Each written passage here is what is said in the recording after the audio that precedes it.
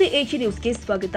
ಶ್ರೀರಾಮ ಸೇನೆಯ ರಾಷ್ಟ್ರೀಯ ಅಧ್ಯಕ್ಷ ಹಿಂದೂ ಕಟ್ಟರ್ ವಾದಿ ಪ್ರಮೋದ್ ಮುತಾಲಿಕ್ ಅವರೊಂದಿಗೆ ನಮ್ಮ ನ್ಯೂಸ್ ಸಮೂಹದ ರಾಜ್ಯ ಉಪಸಂಪಾದಕ ಬಸವರಾಜ ಪ್ರಚಲಿತ ವಿದ್ಯಮಾನಗಳು, ಹಿಂದುತ್ವದ ಅಳಿವು ಉಳಿವಿನ ಹೀಗೆ ವಿವಿಧ ವಿಷಯಗಳ ಬಗ್ಗೆ ಮುಕ್ತವಾಗಿ ಸಂವಾದ ಮಾಡಿದ್ದಾರೆ.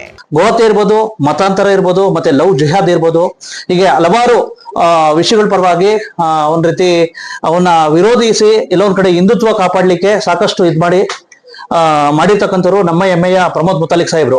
ಇವತ್ತು ಕ್ರಾಂತಿನೆಲ್ಲ ಒಂದ್ ರೀತಿ ಬೈಲಹೊಂಗಲಕ್ಕೆ ಬಂದು ಭೇಟಿ ಕೊಟ್ಟಿದ್ರೆ ಸಾಕಷ್ಟು ವಿಷಯಗಳನ್ನ ಮುಕ್ತವಾಗಿ ಚರ್ಚೆ ಮಾಡೋಣ. ಸರ್ ನಮಸ್ತೆ. ಕ್ರಾಂತಿ ನಾಡು ಬೈಲಹೊಂಗಲಕ್ಕೆ ಸ್ವಾಗತ. ಹೇಳಿ ಸರ್, ವಿಶೇಷವಾಗಿ ಕ್ರಾಂತಿ ನಾಡು ಅಂದಿದ ತಕ್ಷಣ ಒಂದ್ ರೀತಿ ಸಾಕಷ್ಟು ಕಿತ್ತೂರು ರಾಣಿ ಚೆನ್ನಮ್ಮನವರು, ಮತ್ತೆ ಸಂಗೊಳ್ಳಿ ರಾಯಣ್ಣವರು, ಮತ್ತೆ ಸಾಕಷ್ಟು ಜನ ವೀರರು ಬ್ರಿಟಿಷರ ವಿರುದ್ಧ ಹೋರಾಟ ಮಾಡಿರ್ತಕ್ಕಂಥವ್ರು. ಇಂತಹ ಸಂದರ್ಭದಲ್ಲಿ ತಾವು ಬೈಲಹೊಂಗಲಕ್ಕೆ ಬಂದು ಭೇಟಿ ಕೊಟ್ಟಿದ್ದೀರಾ. ಸಾಕಷ್ಟು ಈ ಕಡೆ ಭಾಗದಲ್ಲಿ ಒಂದ್ ರೀತಿ ಎಲ್ಲೊಂದ್ ಕಡೆ ಕ್ರಾಂತಿ ನಾಡು ಚೆನ್ನಮ್ಮನ ಬಗ್ಗೆ ಒಂದೆರಡು ಮಾತು ಹೇಳಿ ಸರ್. ಈಗ ಕಳೆದ 16 ದಿನದಿಂದ ಧರಣಿಯನ್ನ ಮಾಡ್ತಾ ಇರುವಂತಹ ಕಿತ್ತೂರು ರಾಣಿ ಚೆನ್ನಮ್ಮಳ ಸಮಾಧಿಯ ಅಭಿವೃದ್ಧಿ ಆಗಬೇಕು, ರಾಷ್ಟ್ರೀಯ ಸ್ಮಾರಕ ಆಗಬೇಕು, ಮತ್ತು ಇನ್ನಿತರೆ ಕೆಲವೊಂದು ಬೇಡಿಕೆಗಳನ್ನಿಟ್ಟುಕೊಂಡು ಏನು ಅದು ಧರಣಿ ಮಾಡ್ತಾ ಇದ್ರೆ ಆ ಸ್ಥಳಕ್ಕೆ ಭೇಟಿ ಕೊಟ್ಟು ನಾನು ಬೆಂಬಲವನ್ನ ಸೂಚಿಸಿ ಇವತ್ತು ಬಂದಿದ್ದೀನಿ. ಸೊ ನಾನು ಹೇಳೋದು 16 ದಿನ ಒಂದು ಕಿತ್ತೂರು ಚೆನ್ನಮ್ಮ ನಮ್ಮ ನಾಡಿಗೆ, ನಮ್ಮ ದೇಶಕ್ಕೆ ಆದರ್ಶ ಐತಿಹಾಸಿಕ ವೀರ ಮಹಿಳೆಯ ಅವರ ಅಭಿವೃದ್ಧಿ, ರಾಷ್ಟ್ರೀಯ ಸ್ಮಾರಕಕ್ಕೆ ಧರಣಿ ಮಾಡ್ಬೇಕಾ, ಹೋರಾಟ ಮಾಡ್ಬೇಕಾ? ಈ ಸರ್ಕಾರಕ್ಕೆ ನಾನು ಧಿಕ್ಕಾರ ಹೇಳ್ತೀನಿ. ನಿಮಗೆ ನಾಚಿಕೆ, ಮಾನ, ಮರ್ಯಾದೆ ಏನಾದ್ರೂ ಇದೆಯಾ? ಒಂದು ಸ್ವಾಭಿಮಾನ, ದೇಶಾಭಿಮಾನ ಬೇಡವಾ? ನೀವು ಎಷ್ಟು ದುಡ್ಡು ಲೂಟಿ ಹೊಡೆದಿದ್ದೀರಲ್ಲ, ಅದರ ಒಂದು 10% ಈ ಕಡೆ ಕೊಟ್ಟರೆ ಬೇಕಾದಷ್ಟು ಆಗ್ಬಿಡುತ್ತೆ. ನೀವು 90% ತಿನ್ಕೊಂಡು ಹಾಳಾಗಿ ಹೋಗ್ರಿ ನೀವು. ಆದ್ರೆ ಒಂದು ಸ್ವಾಭಿಮಾನ, ದೇಶಾಭಿಮಾನ ಅನ್ನುವಂಥದ್ದು ಎಳ್ಳಷ್ಟು ಇಲ್ಲ. 15-16 ದಿನ ಇವತ್ತು ಕೂತ್ಕೊಂಡು ಇನ್ನೂ ಧರಣಿ ಮಾಡಬೇಕು. ಇನ್ನೂ ಒಬ್ರು ಕೂಡ ರಾಜ್ಯದ ಪ್ರತಿನಿಧಿ ಆಗಲಿ, ಅಥವಾ ಉಸ್ತುವಾರಿ ಮಂತ್ರಿ ಆಗಲಿ, ಅಥವಾ ವಿರೋಧ ಪಕ್ಷದವರಾಗ್ಲಿ ಒಬ್ಬರಾದ್ರೂ ಬಂದು ಕೇಳಿ ಮಾತನಾಡುವಂತ ಸೌಜನ್ಯತೆಯನ್ನು ತೋರಿಸ್ಲಿಲ್ಲಲ್ಲ. ಇದಕ್ಕೆ ನಿಮಗೆ ಶೋಭೆ ತರುವಂತಹದ್ದಲ್ಲ ಅಂತನ್ನುವಂತ ಹೇಳ್ತೀನಿ. ನೀವು ಬರೇ ಚೆನ್ನಮ್ಮನ ಮತ್ತು ಸಂಗೊಳ್ಳಿ ರಾಯಣ್ಣ, ಅಮಟೂರು ಬಾಳಪ್ಪ ಇಂಥವರ ಹೆಸರು ಹೇಳ್ಕೊಂಡು ಓಟ್ ತಗೊಳ್ಬೇಕು, ಮತ ಬೇಕು ನಿಮಗೆ, ಅಧಿಕಾರ ಬೇಕು ನಿಮಗೆ. ಸೊ ಆದರೆ ಅವರಿಗೆ ನ್ಯಾಯ ಒದಗಿಸುವಂತಹದ್ದು ಪ್ರಕ್ರಿಯೆ ಮನೆಗೆ ಆ ಹೋರಾಟಗಾರರ ವಿಚಾರವನ್ನ, ಸಿದ್ಧಾಂತವನ್ನ ತಲುಪಿಸುವಂತ ಪ್ರಕ್ರಿಯೆ ಮಾಡಲಾರದಂತ ಸರ್ಕಾರಗಳು, ರಾಜಕಾರಣಿಗಳಿಗೆ ನಿಮಗೆ ನಾಚಿಕೆ, ಮಾನ, ಮರ್ಯಾದೆ ಇಲ್ಲ. 16ನೇ ದಿನಕ್ಕೆ ಇವತ್ತು ಕೂತಿದ್ದಾರೆ ಅಂತಂದ್ರೆ ನಿಮಗೆ ಅವಮಾನ ಅದು ಅಂತನ್ನುವಂಥದ್ದು ನಾನು ಹೇಳ್ತಾ ಇದ್ದೀನಿ. ಶ್ರೀರಾಮ ಸೇನೆ ಸಂಘಟನೆ ಸಂಪೂರ್ಣವಾಗಿ ನಾವು ಬೆಂಬಲವನ್ನ ಸೂಚಿಸ್ತಾ ಇದ್ದೀವಿ. ಬರೇ ಸಮಾಧಿ ಅಷ್ಟೇ ಅಲ್ಲ, ಅವಳು ವೀರರಾಣಿ ಕಿತ್ತೂರು ಚೆನ್ನಮ್ಮ ಸ್ನಾನ ಮಾಡ್ತಾ ಇರುವಂತ ಬಾವಿ ಇರ್ಬೋದು, ಜೈಲ್ ಇರ್ಬೋದು, ಮನೆ ಇರ್ಬೋದು, ಹೀಗೆ ಅನೇಕ ಇನ್ನೂ ಬೇಕಾದಷ್ಟು ಸ್ಥಳಗಳಿದಾವೆ. ಅದನ್ನೆಲ್ಲವನ್ನೂ ಕೂಡ ಸ್ಮಾರಕಗಳನ್ನಾಗಿ ರಕ್ಷಣೆಯನ್ನು ಮಾಡಬೇಕು, ಅಭಿವೃದ್ಧಿ ಮಾಡಬೇಕು ಅನ್ನುವಂಥದ್ದು ಕರ್ನಾಟಕ ಸರ್ಕಾರ ಮತ್ತು ಕೇಂದ್ರ ಸರ್ಕಾರಕ್ಕೆ ನಾನು ಆಗ್ರಹವನ್ನು ಮಾಡ್ತಾ ಇದ್ದೀನಿ. ಪ್ರಮೋದ್ ಮುತಾಲಿಕ್ ಅಂದ್ರೆ ತುಂಬಾ ನೇರ ನಿಷ್ಠುರ ವ್ಯಕ್ತಿ. ಸಾಕಷ್ಟು ಒಂದ್ ರೀತಿ ರಾಜ್ಯಾದ್ಯಂತ ಹೋಗಿ ಒಂದ್ ರೀತಿ ಹಿಂದುತ್ವನ ಪ್ರಕಾರವನ್ನ, ಸಾಕಷ್ಟು ಸಿದ್ಧಾಂತವನ್ನ ಸಾಕಷ್ಟು ಮಾಡಿದ್ದಾರೆ. ಸಾಕಷ್ಟು ಸವಾಲುಗಳನ್ನ ಎದುರಿಸಿದ್ದಾರೆ, ಸಾಕಷ್ಟು ಒಂದ್ ರೀತಿಯ ಸಮಸ್ಯೆಗಳನ್ನ ಎದುರಿಸಿದ್ದಾರೆ. ಇಂತಹ ಸಂದರ್ಭದಲ್ಲೂ ಸಹ ಹಿಂದುತ್ವ ಅಂತಕ್ಕಂಥದ್ದನ್ನ, ಹಿಂದುತ್ವ ಸಿದ್ಧಾಂತವನ್ನ ಪರಿಚಯಿಸೋದು ಬಿಟ್ಟಿಲ್ಲ. ಏನೇನ್ ಸರ್ ಇಷ್ಟೆಲ್ಲ ಹಾದಿ ಮಾಡಿದ್ರಲ್ಲ, ಯಾಕೆ ಹಿಂದುತ್ವ ಅಂತಕ್ಕಂಥದ್ದು ನಿಮಗೆ ಬಂತು? ಹುಟ್ಟಿನಿಂದಲೇ ಬಂತ ಇದು? ನೋಡಿ, ನಾನು ಮೂಲತಃ RSS. ಸೊ RSS ನಿಂದ ಏನೋ ಒಂದು ನಮಗೆ ಸಂಸ್ಕಾರ, ಶಿಕ್ಷಣ, ದೇಶಭಕ್ತಿ ಇದೆಲ್ಲ ಸಿಕ್ತು. ಸೊ ಇದರಿಂದ ಮುಂದೆ ನಾನು ವಿಶ್ವ ಹಿಂದೂ ಬಜರಂಗ ದಳ, ಶ್ರೀರಾಮ್ ಸೇನೆ ಸಂಘಟನೆ ಇವತ್ತು ರಾಷ್ಟ್ರೀಯ ನಾನು ಅಧ್ಯಕ್ಷನಾಗಿ ಕೆಲಸ ಮಾಡ್ತಾ ಇದ್ದೀನಿ. ನನಗೆ ಸ್ಫೂರ್ತಿ RSS, ನನಗೆ ಸ್ಫೂರ್ತಿ ಸ್ವಾತಂತ್ರ್ಯ ವೀರ ಸಾವರ್ಕರ್ ಅವರು.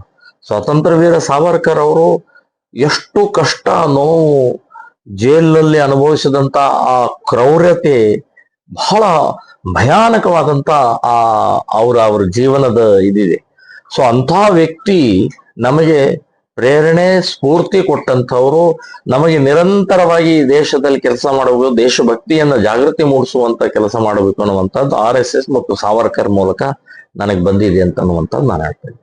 ಈಗ ಪ್ರಮೋದ್ ಮುತಾಲಿಕ್ ಅಡಿ ಸಾಕಷ್ಟು ಸಂಘಟನೆಗಳು ಇದ್ ಮಾಡಿದ್ರು, ಶ್ರೀರಾಮ್ ಸೇನಾ ಅಂತಕ್ಕಂಥ ಅದ್ರಡಿ ಸಾಕಷ್ಟು ಜನ ಜನಪ್ರತಿನಿಧಿಗಳಾಗಿದ್ದಾರೆ, MLA ಗಳಾಗಿದ್ದಾರೆ, ಸಾಕಷ್ಟು ಜನ ಅವ್ರ ಶಿಷ್ಯಂದ್ರು ಏನೇನೋ ಆಗಿದ್ದಾರೆ. ಇಂತಹ ಸಂದರ್ಭದಲ್ಲಿ RSS ಅನ್ನ ಅಪ್ಕೊಂಡ್ರು ಪ್ರಮೋದ್ ಮುತಾಲಿಕ್ ಅವರು. ಆದ್ರೆ RSS ಅಂತಕ್ಕಂಥದ್ದು ಪ್ರಮೋದ್ ಮುತಾಲಿಕ್ ಅವ್ರನ್ನ ಹಾಕೊಳ್ಳಿಲ್ಲ. ಇವತ್ತು ಪ್ರಮೋದ್ ಮುತಾಲಿಕ್ ಮನ್ಸ್ ಮಾಡಿದ್ರೆ MLA ಅಥವಾ ಏನಾರು ಆಗ್ಬೋದಾಗಿತ್ತು. ಯಾಕೆ ಸರ್, ಯಾಕೆ ಇಷ್ಟೆಲ್ಲಾ ಸಿದ್ಧಾಂತ ಪಸರಿಸಿದ್ರೆ ಇಲ್ಲೇವರೆಗೂ ಸಹ ಏನೂ ಇದಿಲ್ಲ, ಯಾಕೆ ಸರ್? ಇವತ್ತಿನ ರಾಜಕೀಯ ವ್ಯವಸ್ಥೆ ಟೋಟಲ್ ಕುಲ್ಗೆಟ್ ಹೋಗಿದೆ. ಜಾತಿ, ದುಡ್ಡು, ಗೂಂಡಾಗಿರಿ, ಭ್ರಷ್ಟಾಚಾರ ಅನ್ನುವಂಥದ್ದು ತುಂಬಿ ತುಳುಕ್ತಾ ಇದೆ. ವಂಶಾಡಳಿತ, ನಾನಾದ್ಮೇಲೆ ನನ್ನ ಮಗ, ನನ್ನ ಮೊಮ್ಮಗ, ನನ್ನ ಹೆಂಡತಿ, ನನ್ನ ಸೊಸಿ, ಇವರೇ ರಾಜಕಾರಣದೊಳಗೆ ಇರಬೇಕು. ಕಾರ್ಯಕರ್ತರಿಗೆ ಕಿಮ್ಮತ್ತಿಲ್ಲ, ಬೆಲೆ ಇಲ್ಲ, ಸಿದ್ಧಾಂತಕ್ಕೆ ಬೆಲೆ ಇಲ್ಲ, ಪಕ್ಷಕ್ಕೆ ಬೆಲೆ ಇಲ್ಲ. ತಾನೇ ಬೆಳಿಬೇಕು, ತನ್ನ ವಂಶ ಬೆಳಿಬೇಕು, ತನ್ನ ಮಕ್ಕಳು ಬೆಳಿಬೇಕು ಅನ್ನುವಂಥದ್ದು ಇದು ಅತ್ಯಂತ ಕೆಟ್ಟ ಪರಂಪರೆ. ಇದು ಕಾಂಗ್ರೆಸ್ನಿಂದ BJPಗೂ ಅಂಟ್ಕೊಂಡ್ಬಿಟ್ಟಿದೆ, ಎಲ್ಲಾ ಪಕ್ಷಕ್ಕೂ ಇದು ಅಂಟ್ಕೊಂಡ್ಬಿಟ್ಟಿದೆ. ಈ ರೋಗ ಬಹಳ ಕೆಟ್ಟ ಪರಂಪರೆ. ನಾವು ರಾಜರು ಆಡಳಿತವನ್ನ ತೆಗೆದು ಪ್ರಜಾಪ್ರಭುತ್ವ ತಂದೀವಿ. ಪ್ರಜಾಪ್ರಭುತ್ವದಲ್ಲಿ ಇವತ್ತು ವಂಶಾಡಳಿತ. ರಾಜರು ಹೋದ್ರು, ವಂಶ ಬಂತು. ಸೊ ಏನ್ ಡಿಫರೆನ್ಸ್ ಏನು? ಸೊ ಪ್ರಜೆಗಳು ಬಹಳ ಗಂಭೀರವಾಗಿ ಯೋಚನೆ ಮಾಡಬೇಕು. ಬರೇ ನೀವು ದುಡ್ಡಿಗೋಸ್ಕರ ಇನ್ ಯಾವುದೋ ಒಂದು ಆಶೆಗೋಸ್ಕರ ಮತ ಹಾಕುವಂತದ್ದಲ್ಲ. ಈ ಆಡಳಿತಗಾರರನ್ನ ಸಂಪೂರ್ಣ ನಿರ್ವಂಶ ಮಾಡಬೇಕು. ಅವ್ರು ಕಿತ್ತು ಬಿಸಾಕ್ಬೇಕು ಅವ್ರನ್ನ. ಅವಾಗ ನಿಜವಾದ ಪ್ರಜಾಪ್ರಭುತ್ವ ಅನ್ನೋಂಥದ್ದು ಇರುತ್ತೆ. ಇಲ್ಲಾಂದ್ರೆ ಅವರೇ ಅಂತಂದ್ರೆ ಏನು ಇದಕ್ಕೇನಾದ್ರೂ ಬೆಲೆ ಇದೆಯಾ? ಪ್ರಜಾಪ್ರಭುತ್ವಕ್ಕೆ ಅರ್ಥನೇ ಇಲ್ಲ. ಹಾಗಾಗಿ ನಾನು ಪ್ರಯತ್ನವನ್ನ ಮಾಡಿದೆ. ನನಗೆ ಇವತ್ತಿನ ದಿನದಲ್ಲಿ ಅಧಿಕಾರ ಇಲ್ಲದೆ ಹೋರಾಟ ಅರ್ಧ ಆಗತ್ತೆ. ಅಂದ್ರೆ ನಾವು ಕಂಪ್ಲೀಟ್ ಮಾಡಕ್ಕಾಗಲ್ಲ. ಆದ್ರೆ ಇವತ್ತು ಅಧಿಕಾರಕ್ಕೋಸ್ಕರ ನಾನು MLA MP ಗೋಸ್ಕರ ಪ್ರಯತ್ನವನ್ನು ಮಾಡಿ ವಿಫಲ ಆದೆ ನಾನು. ಯಾಕೆ ಅಂತಾರೆ, ನನ್ನ ಹತ್ರ ದುಡ್ಡಿಲ್ಲ, ನನ್ನ ಹತ್ರ ಜಾತಿ ಇಲ್ಲ, ನಮ್ಮ ಹತ್ರ ಬೇರೆ ಇನ್ನೇನು ವ್ಯವಸ್ಥೆ ಇಲ್ಲ. ನಾವು ಯಾರನ್ನೋ ಬಕೆಟ್ ಹಿಡ್ಕೊಂಡು ಓಡಾಡಬೇಕು ಅನ್ನುವಂಥದ್ದು ನಮ್ಮ ಕಡೆಯಿಂದ ಆಗೋಲ್ಲ. ಸೊ ಹಾಗಾಗಿ ಇವತ್ತು ನಮ್ಮಂಥವ್ರಿಗೆ, ಹೋರಾಟಗಾರರಿಗೆ, ಪ್ರಾಮಾಣಿಕರಿಗೆ, ಹಿಂದೂವಾದಿಗಳಿಗೆ ರಾಜಕಾರಣದ ಒಳಗಡೆಗೆ ಪ್ರವೇಶ ಮಾಡಿಸ್ಕೊಡೋಲ್ಲ. ಈ BJPಯವ್ರಿಗೆ ಹೇಳ್ತಾ ಇದ್ದೀನಿ ನಾನು, ನೀವು ಬರೇ ಅಪ್ಪ ಮಕ್ಕಳು ಇದೇನಾ ಈ BJP ಅಂದ್ರೆ? ಸೊ ನೀವು ಯಾವುದು ಏನು ಅನ್ನೋಂಥದ್ದು ಯೋಚನೆ ಮಾಡೋದು ಬೇಡವಾ? ಸಿದ್ಧಾಂತ ಯಾವ ಹಿನ್ನೆಲೆಯಲ್ಲಿ ಬಂದಿದ್ದೀರಿ, ಯಾಕೆ ಬಂದಿದ್ದೀವಿ, ಏನ್ ಮಾಡಕ್ ಬಂದಿದ್ದೀವಿ ಅನ್ನೋದನ್ನು ಕೂಡ BJPಯವರು ಯೋಚನೆ ಮಾಡಬೇಕು. ನಾವು ಯಾರು ಹೋರಾಟಗಾರಿದ್ದಾರೆ, ಯಾರು ಹಿಂದೂವಾದಿಗಳಿದ್ದಾರೆ, ಯಾರು ಪ್ರಾಮಾಣಿಕರಿದ್ದಾರೆ, ಅವರಿಗೆ ಒಂದು ಅವಕಾಶ ಕೊಡಬೇಕು ಅಂತನ್ನುವಂಥದ್ದು ನಾನು BJPಯವರಿಗೆ ಕೇಳ್ಕೊಳ್ತಾ ಇದ್ದೀನಿ. ಈಗ ತಾವು ಸಿದ್ಧಾಂತಗಳನ್ನ ಹಾಕೊಂಡು ವಿಶೇಷವಾಗಿ ಗೋಹತ್ಯೆ ಮತ್ತೆ ಲವ್ ಜಿಹಾದು, ಮತಾಂತರ, ಹೀಗೆ ಹಲವಾರು ವಿವಿಧ ವಿಷಯಗಳ ಬಗ್ಗೆ ಸಾಕಷ್ಟು ಹೋರಾಟ ಮಾಡಿದ್ರಿ. ಈ ಒಂದು ಹೋರಾಟಗಳಲ್ಲಿ ತಾವು ರಾಜ್ಯಾದ್ಯಂತ ಹೋರಾಟ ಮಾಡಿದ್ರಲ್ಲ, ಏನಾದ್ರು ಸಫಲ ಕಂಡಿದ್ದೀರಾ? ಅವೇರ್ನೆಸ್ ಆಗಿದೆಯಾ ನಿಮ್ಮ ಹೋರಾಟಗಳಿಂದ?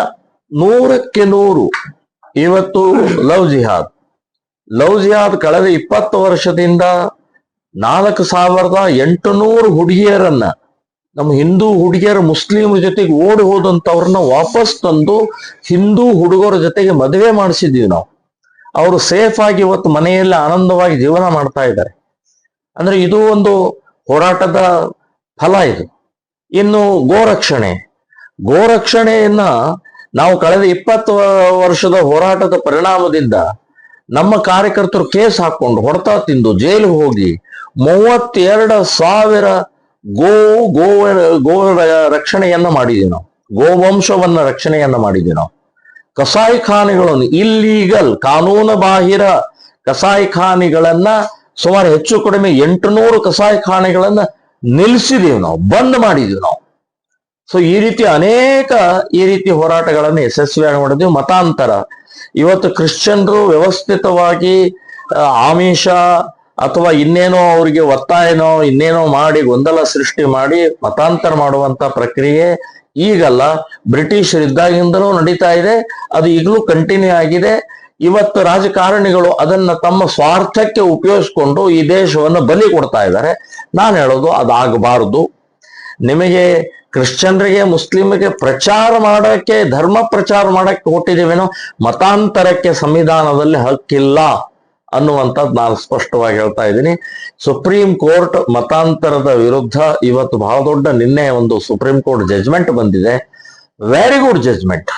ನಾನು ಹೇಳೋದು, ಯಾರು SC/STಗಳು ಇವತ್ತು ಮತಾಂತರ ಕ್ರಿಶ್ಚಿಯನ್ರಾಗ್ತಾರೆ, ಕ್ರಿಶ್ಚಿಯನ್ ಆದ್ರೂ ಕೂಡ SC/ST ಫ್ಯಾಸಿಲಿಟೀಸ್ ಎಲ್ಲ ತಗೊಳ್ತಾ ಇರ್ತಾರೆ. ಸರ್ಕಾರದಿಂದ ಬರುವಂತಹದ್ದು ಎಲ್ಲ ಸೌಲಭ್ಯಗಳನ್ನು ತಗೊಳ್ತಾ ಇರ್ತಾರೆ. ಒಂದು ಸಲ ಕ್ರಿಶ್ಚಿಯನ್ ಆದ್ರೆ ಈ ಸೌಲಭ್ಯಗಳು ಅವರಿಗೆ ಲಭ್ಯ ಇಲ್ಲ ಅನ್ನುವಂಥದ್ದು ಸುಪ್ರೀಂ ಕೋರ್ಟ್ ಹೇಳಿದ್ದು ನಾನು ಸ್ವಾಗತವನ್ನ ಮಾಡ್ತಾ ಇದ್ದೀನಿ. ಈಗ ಕೆಲವು ಬಿಜೆಪಿ ಮಾಜಿ ನಾಯಕರು ಮತ್ತೆ ಕೆಲವರು ಅನಂತಕುಮಾರ್ ಹೆಗಡೆ ಇರ್ಬೋದು, ಮತ್ತೆ ಬಸವರಾಜ್ ಪಾಟೀಲ್ ಯತ್ನಾಳ್ ಅವರು ಇರ್ಬೋದು, ಹೀಗೆ ಹಲವಾರು ಜನ ಕೆಲವೊಂದ್ ಕಡೆ ಬಿಜೆಪಿಯಿಂದ ಬೇಸತ್ತು ಮುಂಬರ್ತಕ್ಕಂಥ 2028 ಚುನಾವಣೆಗೆ JCB ಪಕ್ಷ ಇದ್ ಮಾಡ್ತೀವಿ ಅಂತಕ್ಕಂಥದ್ದು ಹೇಳ್ತಾವ್ರೆ. ಕಟ್ಟ ಹಿಂದುತ್ವ ವಿಶೇಷವಾಗಿ ಏನಾರು ಇದರಿಂದ ಏನಾರು ಇದಾಗ್ಬೋದಾ? ಬರೇ JCB ಪಕ್ಷ ಅಂತಕ್ಕಂಥದ್ದು ಬರೇ ಅವ್ರ ರಾಜಕೀಯ ಲಾಭಕ್ಕೂ ಮಾತ್ರ ಸೀಮಿತನೋ ಅಥವಾ ಹೆಂಗೆ ಸರ್ ನಿಮ್ ಪ್ರಕಾರ ಅಭಿಪ್ರಾಯ? ನೀವೇನಾರು ಹೋಗ್ತಾ ಇದ್ದೀರಾ ಅವ್ರ ಜೊತೆ ಅಂತ? ನೋಡಿ, ಇವತ್ತು ಶುದ್ಧವಾದಂತ ಪ್ರಾಮಾಣಿಕವಾದಂತ ಹಿಂದುತ್ವದ ಹಿನ್ನೆಲೆಯಲ್ಲಿ ಇವತ್ತು ಒಂದು ಪಕ್ಷ ಬೇಕು ಅನ್ನುವಂಥದ್ದು ನನ್ನ ಅಭಿಪ್ರಾಯ ಇದೆ. ಆದ್ರೆ ಇವತ್ತೊಂದು ಹೊಸ ಪಕ್ಷ ಮಾಡಬೇಕು ಅಂತಂದ್ರೆ ಅಷ್ಟು ಸುಲಭ ಅಲ್ಲ. ಸೊ ಹಾಗಾಗಿ ಬಿಜೆಪಿಯನ್ನೇ ಸುಧಾರಿಸ್ಬೇಕು, ಬಿಜೆಪಿ ಒಳಗಡೆನೆ ಹೋಗ್ಬೇಕು, ಬಿಜೆಪಿಯನ್ನೇ ಹಿಂದೂವಾದಿ, ಬಿಜೆಪಿಯನ್ನೇ ಪ್ರಾಮಾಣಿಕ ಭ್ರಷ್ಟ ರಹಿತವಾದಂತ ಒಂದು ಗುರಿ ಇಟ್ಟುಕೊಂಡು ಬಿಜೆಪಿಯನ್ನು ಸುಧಾರಣೆ ಮಾಡುವಂತ ಪಕ್ಷವನ್ನೇ ಮಾಡಬೇಕು ಅನ್ನುವಂಥದ್ದು ನನ್ನ ಅಭಿಪ್ರಾಯ. ಇವತ್ತು ಪ್ರತಾಪ್ ಸಿಂಹ ಇರ್ಬೋದು, ಅನಂತಕುಮಾರ್ ಹೆಗಡೆ ಇರ್ಬೋದು, ನಮ್ಮ ಯತ್ನಾಳ್ ಅವರು ಇರ್ಬೋದು, ಇನ್ನೂ ಇತರೆ ವಿಕಾಸನ ಈಶ್ವರಪ್ಪನವರು ಇದ್ದಾರೆ. ಸೊ ಅವರೆಲ್ಲರೂ ಸೇರಿ ಬಿಜೆಪಿಯನ್ನೇ ಸುಧಾರಣೆ ಮಾಡಬೇಕು. ಇದು ಏನಾಗಿದೆ ಅಂತಂದ್ರೆ, ಕುಡುಕ ಗಂಡನ್ನ ಮದುವೆ ಆಗ್ಬಿಟ್ಟಿದೀವಿ, ಇನ್ನೊಂದು ಡೈವರ್ಸ್ ಕೊಡಂಗಿಲ್ಲ, ಇನ್ನೊಂದು ನಾವು ಮದುವೆ ಆಗಂಗಿಲ್ಲ. ಇದನ್ನೇ ಕುಡುಕನ್ನೇ ಸುಧಾರಣೆ ಮಾಡ್ಬೇಕು, ಕುಡಿಬೇಡಪ್ಪ ಅಂತ ಹೇಳಬೇಕು, ಭ್ರಷ್ಟಾಚಾರ ಮಾಡಬೇಡ್ರಿ, ಹಿಂದೂ ಕಾರ್ಯಕರ್ತರನ್ನ ಸ್ವಲ್ಪ ನೋಡ್ಕೊಡ್ರಿ, ವಂಶಾಡಳಿತ ನಿಲ್ಲಿಸ್ರಿ ಅಂತ ಹೇಳಿ ಬಿಜೆಪಿಯನ್ನೇ ಸುಧಾರಿಸಬೇಕು ವಿನಃ ಇನ್ನೊಂದು ಪಕ್ಷ ಮಾಡಿ ಮೂರ್ಖತನದ ಕೆಲಸ ಮಾಡೋಕೆ ಕಷ್ಟ ಅಂತ ನನ್ನ ಅಭಿಪ್ರಾಯ. ಒಂದ್ ಕಡೆ ರಾಜ್ಯ ಮತ್ತೆ ರಾಷ್ಟ್ರದಲ್ಲಿ ಒಂದ್ ಕಡೆ ಹೇಳ್ತಾರೆ ಕಾಂಗ್ರೆಸ್ ಪಕ್ಷ ಅಧಿಕಾರಕ್ಕೆ ಬಂದಿದ್ರೆ ಜಾತ್ಯತೀತ ರಾಷ್ಟ್ರ ಅಂತ ಹೇಳ್ತಾರೆ, ಒಂದ್ ಕಡೆ ಬಿಜೆಪಿ ಅವರು ಒಂದ್ ರೀತಿ ಹಿಂದುತ್ವ ರಾಷ್ಟ್ರ ಅಂತ ಹೇಳ್ತಾರೆ. ಇಂತಹ ಸಂದರ್ಭದಲ್ಲಿ ಹಿಂದೂಸ್ತಾನ ಇದು ಮೊದ್ಲಿಂದನೂ ಸಾಕಷ್ಟು ಇದಿದೆ. ಯಾಕೆ ಸರ್ ನಿಮ್ಮಂತವ್ರು ಸಹ ಸಾಕಷ್ಟು ಕನ್ಸ್ಕೊಂಡಿದ್ರೆ ಹಿಂದೂಸ್ತಾನ ಆಗ್ಬೇಕು ಅಂತ, ಯಾಕೆ ಇಷ್ಟು ನಮ್ಮ ಹಿಂದೂಸ್ತಾನ ಇದ್ ಮಾಡೋದಕ್ಕೆ ಇಷ್ಟೊಂದು ವಿರಾಮನ ಯಾಕೆ ಇಷ್ಟು ಲೇಟು ಅಂತ? ದುರ್ದೈವ. ಈ ದೇಶದಲ್ಲಿ ಬರೇ ಅಧಿಕಾರದ ಹಿನ್ನೆಲೆಯಲ್ಲೇ ನಡೀತಾ ಇರುವಂತ ಪ್ರಕ್ರಿಯೆ ಇದೆ ವಿನಃ ದೇಶ ಧರ್ಮ ಅನ್ನುವಂಥದ್ದು ಎಳ್ಳಷ್ಟು ಯಾರಲ್ಲೂ ಇಲ್ಲ ಅಂತ ಅನ್ನುವಂಥದ್ದು ನಾನು ಹೇಳ್ತಾ ಇದ್ದೇನೆ. ಇವತ್ತು ಮೋದಿಯವರು ಬಂದಿದ್ರಿಂದ ಒಂದು ಜಗತ್ತಿನಲ್ಲಿ ಒಂದು ಹೆಸರು, ಜಗತ್ತಿನಲ್ಲಿ ಒಂದು ಕಂಟ್ರೋಲ್, ಬಾರ್ಡರ್ನಲ್ಲಿ ಒಂದು ಕಂಟ್ರೋಲ್ ಆಯ್ತು. ಆದರೆ ಒಳಗಡೆಗೆ ಆಂತರಿಕ ಸುರಕ್ಷೆ ದೃಷ್ಟಿಯಿಂದ ಮೋದಿಯವರ ಲಕ್ಷ್ಯ ಕೊಡಬೇಕು ಅನ್ನುವಂಥದ್ದು ಹೇಳ್ತೀನಿ. ಜನಸಂಖ್ಯೆ ನಿಯಂತ್ರಣ ಕಾನೂನು ಕೂಡಲೇ ಜಾರಿ ಆಗ್ಬೇಕು, ಸಮಾನ ನಾಗರಿಕ ಕಾನೂನು ಕೂಡಲೇ ಜಾರಿ ಆಗ್ಬೇಕು. ಇಂಥ ಅನೇಕ ಆಂತರಿಕವಾದಂತ ಸುರಕ್ಷತೆಯ ದೃಷ್ಟಿಯಿಂದ ನಮ್ಮ ಗೋವನ್ನ ರಾಷ್ಟ್ರೀಯ ಪ್ರಾಣಿಯಾಗಿ ಘೋಷಣೆ ಮಾಡಬೇಕು, ಗೋಮಾಂಸ ರಫ್ತಾಗೋದನ್ನು ಸಂಪೂರ್ಣ ಬಂದ್ ಮಾಡಬೇಕು. ನಾನು ಕೇಂದ್ರ ಸರ್ಕಾರಕ್ಕೆ ಇವನ್ನೆಲ್ಲವನ್ನು ಕೂಡ ನಾನು ಆಗ್ರಹ ಮಾಡ್ತಾ ಇದ್ದೇನೆ. ಮತ್ತು ಬಹಳ ದೊಡ್ಡ ಅನಾಹುತಕ್ಕೆ ದೇಶ ಹೋಗ್ತಾ ಇರುವಂತದ್ದು ಆಂತರಿಕ ಸುರಕ್ಷತೆ ಇಲ್ಲದ ಪರಿಣಾಮದಿಂದ. ಬಾಂಗ್ಲಾದೇಶೀಯ ಮುಸ್ಲಿಮರು ಶತ್ರುಗಳ ಒಳಗಡೆ ಬಂದಿದ್ದಾರೆ, ರೋಹಿಂಗ್ಯಾ ಮುಸ್ಲಿಮರು ಶತ್ರುಗಳ ಒಳಗಡೆ ಬಂದಿದ್ದಾರೆ, ಪಾಕಿಸ್ತಾನಿಗಳಿದ್ದಾರೆ, ಅಫ್ಘಾನಿಸ್ತಾನಿಗಳಿದ್ದಾರೆ. ಸೊ ನಮ್ಮ ದೇಶ ಒಂಥರ ಧರ್ಮಛತ್ರ ಆಗ್ಬಿಟ್ಟಿದೆ. ಯಾರು ಬೇಕಾದವ್ರು ಬರ್ಬೋದು, ಯಾರು ಬೇಕಾದವ್ರಿಗೆ voter card, ID card, ration card, ಮನೆ ಬಾಡಿಗೆ ಏನ್ ಬೇಕಾದ್ರೆ ಸಿಗುತ್ತೆ ದುಡ್ಡು ಕೊಟ್ರೆ. ಸೊ ಇದೇನು ಧರ್ಮಶಾಲೆನ ಇದು? ಹಿಂದೂಸ್ತಾನ ಭಾರತ ಅನ್ನುವಂಥದ್ದು ಒಂದು ಇದೆ, ಇದಕ್ಕೆ ಒಂದು ನೀತಿ ನಿಯಮ ಸಿದ್ಧಾಂತ ಗುರಿ. ಸೊ ಇಂಥ ಇದಕ್ಕೆ ಆಘಾತ ಮಾಡುವಂತ ಪ್ರಕ್ರಿಯೆ ಆಗಬಾರದು. ಕೇಂದ್ರ ಸರ್ಕಾರ ಗಂಭೀರವಾಗಿ ಆಂತರಿಕ ಸುರಕ್ಷತೆ ದೃಷ್ಟಿಯಿಂದ ಯೋಚನೆ ಮಾಡಬೇಕು ಅಂತನ್ನುವಂಥದ್ದು ನಾನು. ಓಕೆ ಸರ್, ಕೊನೆ ಪ್ರಶ್ನೆ. ಸಾಕಷ್ಟು ಜನ ಒಂದ್ ರೀತಿ ಇಲ್ಲೇವರೆಗೂ ಸಹ ಹೋರಾಟ ಮಾಡ್ಕೊಂತ ಬಂದಿರೋ ಸಾಕಷ್ಟು ಕೇಸ್ಗಳನ್ನ ಇದಾಗಿದ್ದಾರೆ. ಎಲ್ಲ ಒಂದ್ ಕಡೆ ಸರ್ಕಾರ ಏನಪ್ಪಾ ಮಾಡ್ತಾವ ಅಂದ್ರೆ ಈಗಿನ ಸರ್ಕಾರಗಳು ಅವು ಈಗ SDP ನ ಸಾಕಷ್ಟು ಇದ್ ಮಾಡ್ತಕ್ಕಂಥದ್ದು ಮತ್ತೆ ಹಲವಾರು ಇದ್ ಮಾಡ್ತಾರೆ. ಇತ್ತೀಚೆಗೆ ಒಂದು ಚರ್ಚೆ ಆಗಿದೆ ಸರ್, ಒಂದ್ ರೀತಿ RSS ಸಂಘಟನೆ ಇದಾಗ್ಬೇಕು ಅಂತ ಹೇಳ್ಬಿಟ್ಟು ಇದಾಗಿದೆ. ಎಲ್ಲಾ ಸಂಘಟನೆಯವ್ರ ಕೇಸನ್ನು ಸಹ ವಾಪಸ್ ತಗೋತಾರೆ. ಆದ್ರೆ ಹಿಂದೂ ಕಾರ್ಯಕರ್ತ ಮೇಲೆ ಇರ್ತಕ್ಕಂಥ ಒಂದ್ ರೀತಿ ಕೇಸ್ಗಳನ್ನ ವಾಪಸ್ ತಗೊಳಕ್ಕೆ ಏನ್ ಸರ್ ಏನಾಗಿದೆ ಅಂತ ಇವ್ರಿಗೆ? ಕಾಂಗ್ರೆಸ್ ಸರ್ಕಾರ ಬಂದ ಮೇಲೆ ಗೂಂಡಾಗಳದ್ದು, ಕಿಡಿಗೇಡಿಗಳದ್ದು, ಕೊಲೆಗಡಕರದ್ದು, ಪೊಲೀಸ್ ಸ್ಟೇಷನ್ ಮೇಲೆ ದಾಳಿ ಮಾಡಿದಂಥವ್ರದ್ದು ಕೇಸ್ಗಳನ್ನ ವಾಪಸ್ ತಗೊಳ್ಳುವಂತಹದ್ದು ಮಾಡಿದ್ದಾರೆ. ಸಾಕಷ್ಟು ಮಾಡಿದ್ದಾರೆ ಅವರು. ಅವರಿಗೆ ಓಟ್ ಬೇಕಷ್ಟೇ. ಗೂಂಡಾಗಳ ಅವ್ರ ಸುರಕ್ಷತೆಗೆ, ಗೂಂಡಾಗಳಿಗೆ ರಕ್ಷಣೆ ಕೊಡುವಂತ ಪ್ರಕ್ರಿಯೆ ಕಾಂಗ್ರೆಸ್ ಸರ್ಕಾರ ಮಾಡ್ತಾ ಇದೆ. ಇನ್ನು ಬಿಜೆಪಿ ಸರ್ಕಾರ ಬಂದಾಗೂ ಕೂಡ ಹಿಂದೂ ಕಾರ್ಯಕರ್ತರ ಮೇಲೆ ಇರುವಂತ ಸುಳ್ಳು ಕೇಸು, ಈಗ ನನ್ನ ಮೇಲೆ 121 ಕೇಸು ಎಲ್ಲ ಸುಳ್ಳು ಕೇಸನೆ. ಏನ್ ಪ್ರಚೋದನೆ ಅಂದ್ರೆ, ನಾವು ಗೋ ಹತ್ಯಾ ನಿಷೇಧದ ಸಂಬಂಧಪಟ್ಟಾಗ ಮಾತನಾಡಬಾರ್ದಾ? ನಮ್ಮ ಹಿಂದೂ ಹುಡುಗಿ ಮುಸ್ಲಿಮರ ಜೊತೆಗೆ ಓಡಿ ಹೋಗಿ ಬುರ್ಕಾ ಹಾಕೊಳ್ತಾರೆ, ಗೋಮಾಂಸ ತಿನ್ನಿಸ್ತಾರೆ, ಅದನ್ನು ತಡೆಯುವಂತ ಪ್ರಕ್ರಿಯೆ ಮಾಡಿದರೆ ಇದು ಪ್ರಚೋದನೆನಾ?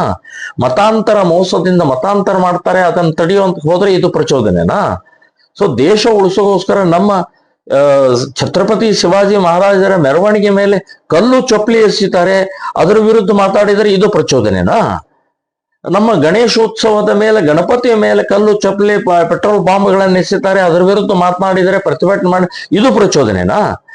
ಈ ಕಾಂಗ್ರೆಸ್ ಸರ್ಕಾರ ನಾಚಿಕೆ, ಮಾನ ಮರ್ಯಾದೆ, ರಾಜಕಾರಣಿಗಳು ಏನಾದ್ರು ಇದೆಯಾ ನಿಮಗೆ? ಯಾವುದು ಪ್ರಚೋದನೆ? ಅವ್ರು ಕಲ್ಲು ಎಸೆದವ್ರು ಪ್ರಚೋದನೆ, ಚಪ್ಪಲಿ ಎಸೆದವ್ರು ಪ್ರಚೋದನೆ, ಗೋಹತ್ಯೆ ಮಾಡುವಂತವ್ರು ಪ್ರಚೋದನೆ ಮಾಡ್ತಾ ಇದ್ದಾರೆ, ನಮ್ಮ ಹಿಂದೂ ಹುಡುಗಿಯರು ಹಾರಿಸ್ಕೊಂಡು ಹೋಗುವಂತವ್ರು ಪ್ರಚೋದನೆ ಮಾಡ್ತಾ ಇದ್ದಾರೆ. ಅವರನ್ನ ತಡೆಯೋದ್ ಬಿಟ್ಟು ದೇಶಭಕ್ತರನ್ನ ತಡೀತೀರಿ, ಹಿಂದುತ್ವವನ್ನು ಉಳಿಸುವಂತವ್ರು ತಡೀತೀರಿ, ಹಿಂದೂ ಹುಡುಗಿಯರನ್ನ ರಕ್ಷಣೆ ಮಾಡುವಂತವ್ರು ತಡೀತೀರಿ. ಸೊ ಇದು ಶೋಭೆ ತರುವಂತದ್ದಲ್ಲ. ಇದರ ವಿರುದ್ಧ ಬಹಳ ದೊಡ್ಡ ಪ್ರಮಾಣದಲ್ಲಿ ಹೋರಾಟವನ್ನ ಮಾಡ್ತಾ ಇದೀವಿ. ಜಾಗೃತಿ ಆಗಿದೆ. ಮುಂದಿನ ದಿನಗಳಲ್ಲಿ ಹಿಂದುತ್ವದೇ ಜಯ, ಹಿಂದುತ್ವದ ಪತಾಕೆನೇ ಹಾರೋದು ಅಂತನ್ನುವಂಥದ್ದು ನಾನು ನಿಶ್ಚಿತವಾಗಿ ಹೇಳ್ತೇನೆ. ಇವಿಷ್ಟು ಟಶಕರೇ ಗೊತ್ತಾಯ್ತಲ್ಲ. ಮಾನ್ಯ ಗೌರವಾನ್ವಿತ ಹಿಂದುತ್ವದ ಕಟ್ಟರ್ವಾದಿಗಳು ಆಗಿರ್ತಕ್ಕಂಥ ಶ್ರೀ ಪ್ರಮೋದ್ ಮುತಾಲಿಕ್ ಸಾಹೇಬ್ರ ಅಭಿಪ್ರಾಯ. ನಮಸ್ಕಾರ. Thank you Basavaraj.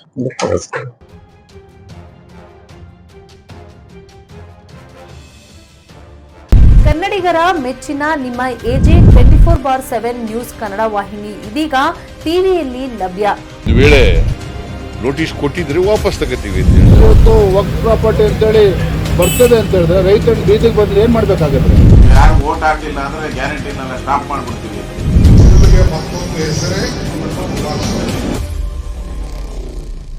ಕರ್ನಾಟಕ ಮತ್ತು ದೇಶ ವಿದೇಶ 360 ಡಿಗ್ರಿ ಸುದ್ದಿ ಹಾಗೂ ಉತ್ತರ ಕರ್ನಾಟಕ, ಬೆಳಗಾವಿ, ಬಾಗಲಕೋಟೆ, ಧಾರವಾಡ, ಹಾವೇರಿ, ಗದಗ, ಬಿಜಾಪುರ ಜಿಲ್ಲೆಯ ಕ್ಷಣ ಕ್ಷಣದ ವಿವರವನ್ನ ಪಡೆಯುವುದಕ್ಕೆ AJ 24/7 ನ್ಯೂಸ್ ಕನ್ನಡ ವಾಹಿನಿಯನ್ನ ಲೈಕ್ ಮಾಡಿ, ವಿಡಿಯೋಗಳನ್ನ ಶೇರ್ ಮಾಡಿ, ಕಮೆಂಟ್ ಮಾಡುವ ಮೂಲಕ ನಮ್ಮ ವಾಹಿನಿಗೆ ಸಹಕಾರ ನೀಡಿ ಮತ್ತು ಚಾನೆಲ್ ಅನ್ನ ಸಬ್ಸ್ಕ್ರೈಬ್ ಮಾಡಿ.